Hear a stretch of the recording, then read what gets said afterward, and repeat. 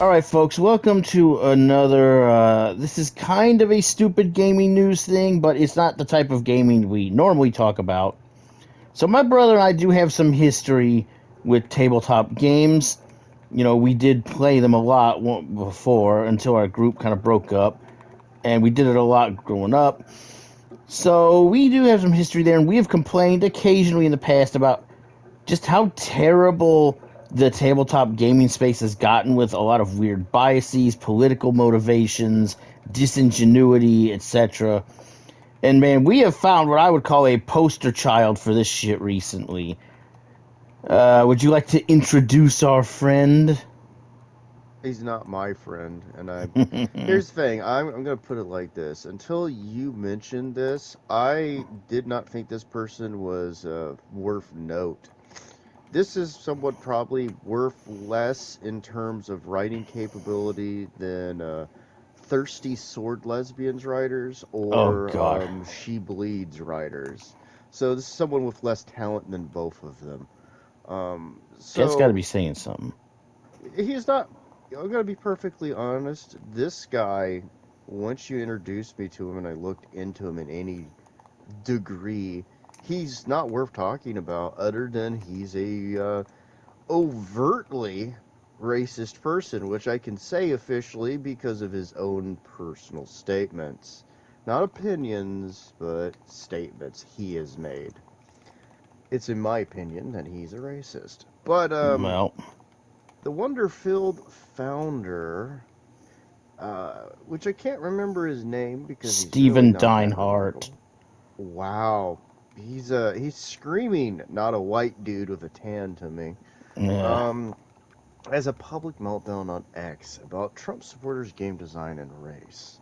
This was brought to us by Marvin Montaro. I Montaro, can't I say believe. Montaro.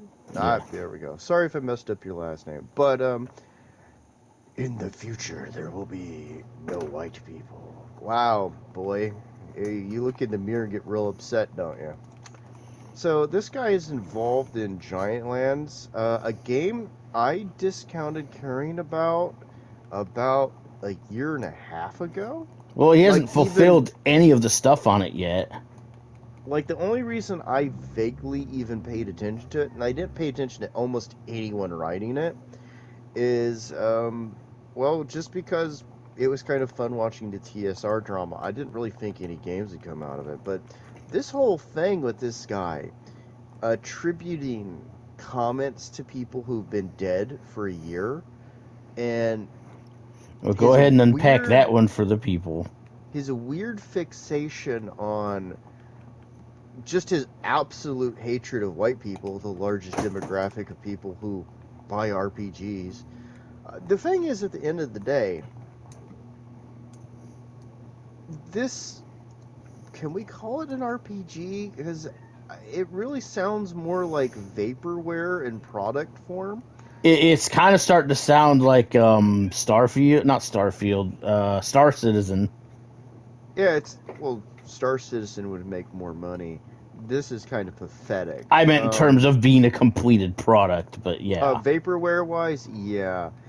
This just feels more like someone's personal attempt to take over a product that had bigger, more competent names attached to it, and kind of just sees it to, well, push his rather psychotic opinions on people. The fact that he calls things like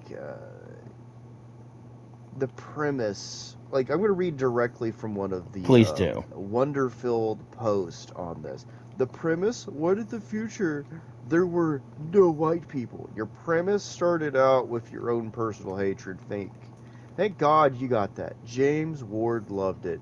Do you have actual proof of this?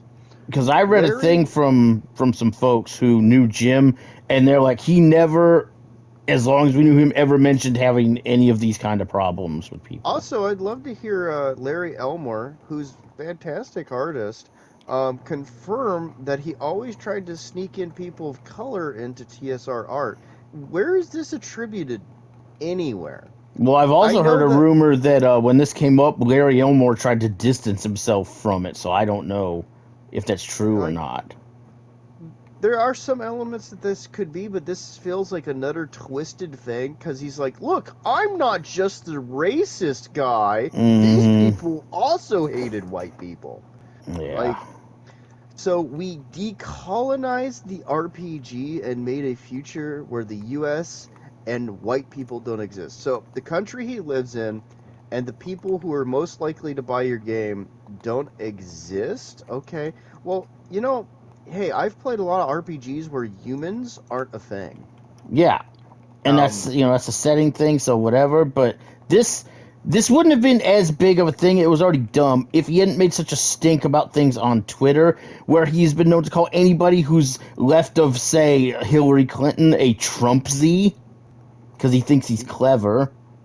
I hate to break it to him, but he's probably talking more Mao than Hillary Clinton. Hillary Clinton Maybe. really liked gasoline and profits. True. But talking about this is a person that has no design history of producing any successful product, who's talking like he somehow did something bold and remarkable, which he did not, honey. They've already made multiple RPGs that don't feature white people or human beings or the United States. Congratulations. Clap yourself into utter bankruptcy and being unnotable. But let's get to this because we already know that he's tried to claim James M. Ward's Yeah. was totally on board with his racism, And dude. he's also You know, bitched and freaked out about some other shit. Like uh, there was something in there somewhere in the documentation I put together where he was on Twitter demanding people show some respect or be respectful of others or something. And then somebody's like, "Oh yeah, this from the guy who made statements like this," and he's like, "We're not like you. We're going to breed you all out eventually, white people," or some yeah, bullshit like that. just keep that on the screen most of this video. But I'll pop it up here and there. here's the thing: is this guy doesn't have a real design history of doing shit. He seems to move from industry to industry, and he's just found himself in this one. And the best he can ever do is he's an assistant professor at the University of Tampa. Wow. Wow. Round of applause for you, buddy. Wow, you're really going places. Considering you have to change jobs like people change clothes. But at the end of the day, this person is not remarkable in the RPG hobby. The RPG hobby is absolutely riddled with people like this.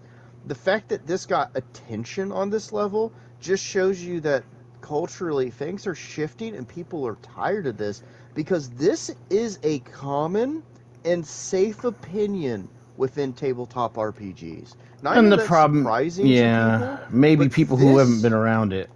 but this is what commonly the RPG hobbies designers and creatives are filled with: hateful, angry, bitter people who do petty projects I'll call it and what it is. They're a attribute bunch their of they're a bunch of petty, angry leftists who don't like that there's been any kind of a social, like, political shift, and so they're trying to lash out harder than ever before. Because for a good long time, they basically controlled most of these entertainment industries, and they could just cancel whoever they wanted and talk bad about whoever they wanted. But now they're starting to get backlash where people just aren't wanting to hear their noise and they're not wanting to buy their products because they're so blatantly awful to people. well, the main difference between then and now is now they've gotten so used to not having to coat their absolute hatred towards people and being so open with it that they're not used to this getting attention. Because let's be perfectly honest, this is probably the most attention this guy has ever got on a project, and it's still going to fail. It's still not going to go anywhere. It's still going to get rolled into a bunch of dumps of history. And all he's going to have at the end of the day is a bunch of statements that are going to haunt him for the rest of his life as he tries to make up things that people said to support the fact that he just hates people. He's angry. He's impotent within the industry, and he's never going to achieve a fifth of what any of these people he had the freaking luck to work with. Yeah. You lucked into it, buddy. And instead of embracing that and trying to produce something that, hey, it might not have been the biggest hit in the world, but could have been at least something that you could have been like, hey, I worked with these people. Instead, you turned it into, I'm angry.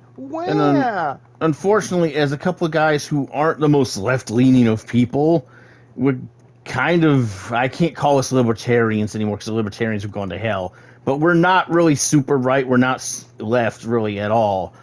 I'm politically homeless. And we've had, that's a good way to put it. And we've had problems with this kind of thing in the RPG space for a long fucking time. We had to be real selective about the kind of groups we got involved with because people who act like this, we can't fucking deal with it. It's just annoying.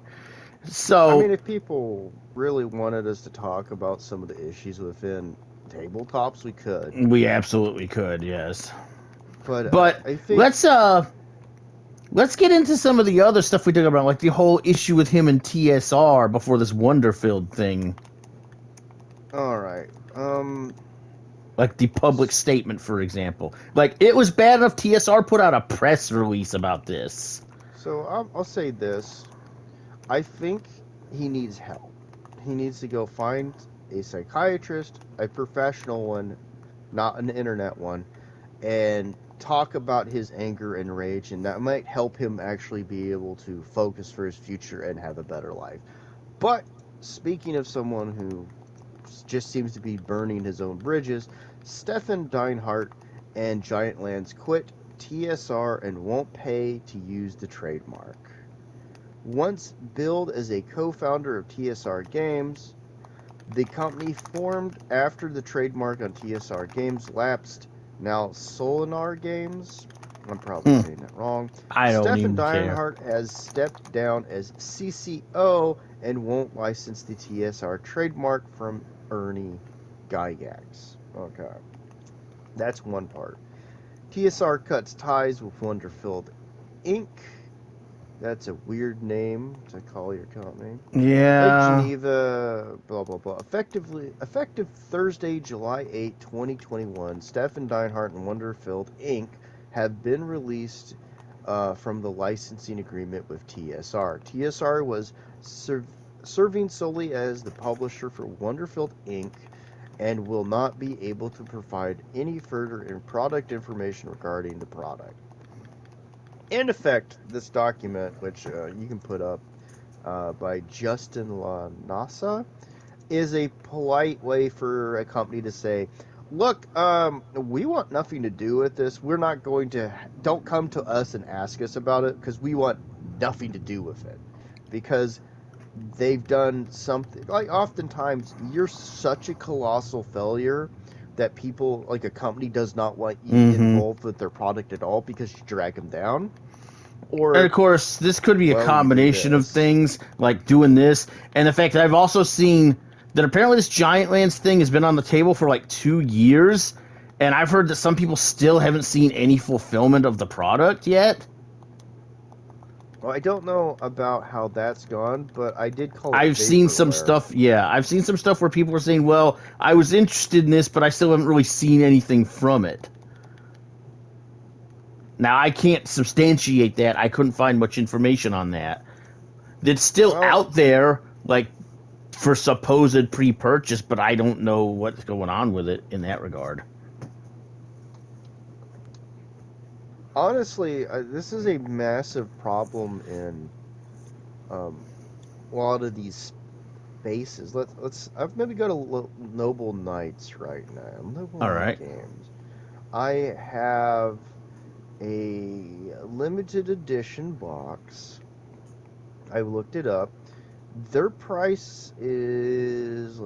They're saying they have two. Oh, do they? Okay. That's what they're saying. It published in 2021. I have two options for $130 in Near Mint and VG Plus. I don't know what VG Plus is. for 120. I'm not sure I do either. It's marked down from $200. $200. What all's in that shit? I don't know. Let me go down here. Limited comes signed by James Ward, Stephen Dineheart, and Gary Gygax Jr. So, 2 dead guys and the only living guy who can make up anything. So what did you get their signature while they were still alive when they started this before he turned it into something else? Well, I don't remember, know. they both died about a year Yeah. ago. I don't remember the exact dates, but I it don't won't either. tell me anything else besides that. Well, that's a little odd. I don't have anything. Let's see. Here we go. GiantLands first edition set includes core rulebooks, character sheets, dice, and a few more surprises. What you plan? Surprises, really? For $200? I think they're literally just selling it at that price based on the 2 signatures in it. Considering those guys are no longer with us. But that being aside, that was just things that I've heard, that there were fulfillment issues, that there's supposed to be more content being produced for it that hasn't been seen yet. That's rumors that I picked up while doing the other research thing I into the looked sky. up is Yeah. there's a Reddit. One of the things that popped up. There's more to this, right? Question mark. And this is a Reddit post from 4 years ago. And the first comment on it is, "It's horrible and unfinished. Huge letdown is what this is. A whopping 12 items or devices too. Mentions. Oh my god. Wow. So bottom barrel effort, apparently. The official GiantLands harassed my Discord server because one of my members made a dwarf homebrew and shared it on the official GiantLands servers." You're harassing people for a homebrew? Wow, that's pretty shitty. I'm gonna put it this way. I don't see anything that does not lead me. Oh, okay, I can't go to their actual page. Go figure. What about their Kickstarter? First edition comments. Never received this. Oh, there we go. Out of curiosity, have our other backers received both the promised box sets? Oh dear, that doesn't sound good. 1 copy of the game. Any news? And this is from, what's the last comment was from 2 years ago. So, I'm going to stay by it that it's vaporware. And vaporware doesn't mean that there wasn't a product that got out. It just means, well, it's vaporware. It's gone. So, effectively, I'm going to put it this way. Stephen Dineheart is a nothing producer. He is a nothing creator in RPGs. He's a man that's moved from place to place, who's attributed things that he cannot be disproven from doing, and yet also not proven to have done. He's attributed comments to people that we have no actual confirmation on what they said or didn't say. And he is undeniably a blatant racist and quite the bigot also himself. And I think I can safely say this because of his own statements. So, Stefan, at the end of the day, I know you're a petty man. My comment is get help, please. You need it. And I'm not saying because you're insane or disabled, but you obviously have some anger and you need to deal with that. In closing, I would also say don't buy GiantLands. No. Go buy anything by RPG Pundit. Go buy Underdark or Shadow Dark. There are so many things. Worlds Without Number. Or, don't buy any of the new stuff that you don't understand. Buy some of Sandy Peterson's old stuff, or like some of the old modules for stuff you already have. Go look at Palladium books. There are a ton of options. Maybe we'll do, if people are interested, we'll do a thing talking about options within RPGs. Just don't buy this guy's stuff because he has no proven track record. He doesn't seem to have really provided the product well enough that there are people still wondering where it is. And he also seems to just hate most people. He's just using it to vent how angry he is. So that's all I got to say about someone who is more pitiful than really worth hatred. You got anything Yeah, else you want to say? that's it for me. Thanks for joining us for this, and yeah, you might want to avoid this game. There's enough press going on about it at this point. Guys, have a great day. We'll see you later.